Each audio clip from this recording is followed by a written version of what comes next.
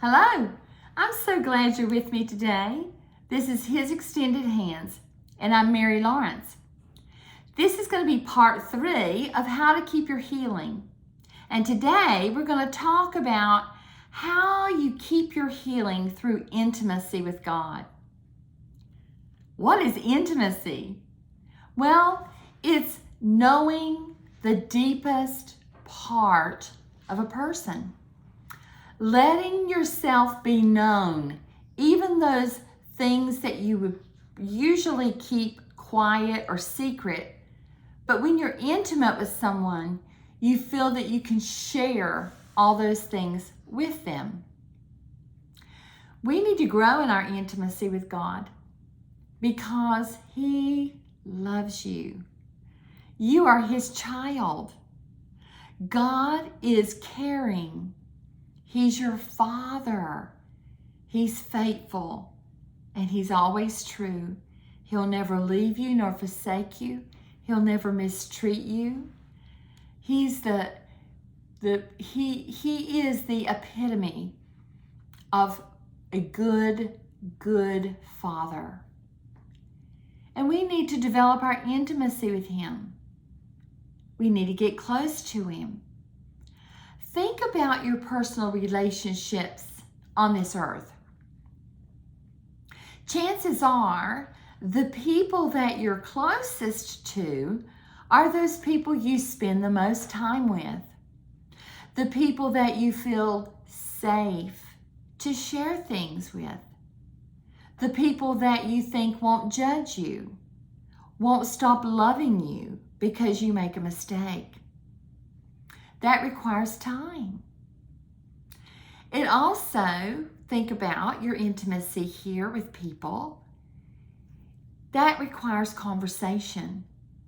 So in order to grow closer to the natural person, it requires time and conversation. Well, the same is true to grow intimacy with our Heavenly Father. We need to spend time so that we have conversations with Him. The more time we spend with Him, the closer we'll get to Him. The more time we spend with Him, the more we'll get to know Him. We can develop that intimacy. We talk to Him in prayer. Prayer? You know, a lot of people have this negative thought of prayer. When the word prayer is said, people think of, okay, I have to bring a long list, a litmus of things that I want from God. I have to, it's like a ritual. I repeat this prayer that I've learned as a child. I say the same thing over and over. No. Think about your natural relationships. If you went up to a significant person in your life, brother, sister, mom, dad, husband, wife, and the only thing you said to that person was the same repeated message all the time, you're not going to be very intimate. That relationship's not going to grow very far, is it? No. Think of it also, if the only time you went to that person, your brother, sister, father, mother, husband, wife, whoever it is that's close to you, and the only time you wanted to talk with them was if you wanted something. The only time you called is when you had a list of things that you wanted. The only time you went to visit, you had a list of things that you wanted them to do. Your relationship wouldn't be very strong, would it? Our Father wants us to get to know Him. He doesn't mind answering our request. He wants us to bring our request to Him. But getting to know Him and being intimate with Him is far more than just going to Him with a list of needs. It's far more than just repeating the same prayer over and over. It's a conversation. A conversation requires both sides give and take. So when we have a conversation, you can call it prayer if you want to, but it's a conversation with God. We talk, then we're quiet, and we listen for Him to talk. It's a two-way. It's two-way. We talk, then we listen. Again, prayer is not a ritual. It's a meeting with our Daddy. It's an intimate conversation. Our conversations, let's think about in the natural. Your conversations with your brother, sister, mother, father, husband, or wife, they vary in length. Sometimes they're short, sometimes they're long. Our prayers and conversations, I'm going to use those words interchangeably, prayer and conversation. Our conversations with God vary in length. Sometimes it's a quick prayer. Sometimes it's a longer prayer. We're in a relationship.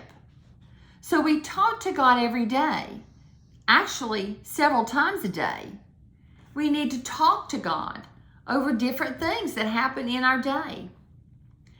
Prayer is a great defense against darkness. Developing that strong intimacy with God is so powerful against the lies of the enemy, against sinful desires, against darkness, against Satan. At all times, we need to maintain our open communication with God. He knows our heart. He knows our needs. He knows our desires. He probably knows our heart better than we do. There are several times that when I'm talking to Him, He reveals to me something that I'm totally unaware of. He reveals to me a hidden thought or a hidden desire that was in my heart that I didn't know was there. But even though He knows our heart, even though He knows our needs, and even though He knows our desires, He needs us to still ask when we have needs. That's James 4:2-3. James says we receive not because we ask not. So although, like I said before, prayer is not only a list of needs, prayer does include that. It does include letting Him know what we need. So we need to allow quiet time to be still and listen to God's voice. John 15:7 says, if you remain in me and my words remain in you, ask whatever you wish and it will be done for you. 1 Thessalonians 5:17 says to pray without ceasing. That's like I was saying, pray short prayers, long prayers. It's just a conversation. So when we spend time with God, we talk with God, we get to know who He is, what His desires are, what His wants are, what His guidance is. We get to know His gifts, His blessings, His promises. So develop your intimacy with the Holy Father and keep your healing. Be an overcomer. Keep your healing through your growing intimacy with God. That's all I have for this week on His Extended Hands. Join me next week for another talk about how we can keep our healing. Share this and press the like button and come again next week. See ya. Bye-bye.